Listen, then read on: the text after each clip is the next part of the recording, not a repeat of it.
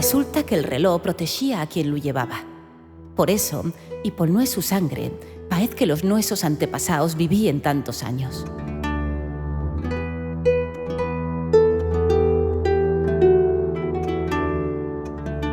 Esto descubrílo cuando me manqué y fice una tallada na pierna y curó sola en menos dun día. Y confirmélo faciendo delles pruebes non moi racionales pela mío parte. Amás, aquel reloj funcionaba peracio de daqué desconocío, porque nin tenía cuerda, nin tenía pila. Y era daqué máxico. No que finca los seres de leyenda. Blanca Fernández Quintana. Ya na to llibrería.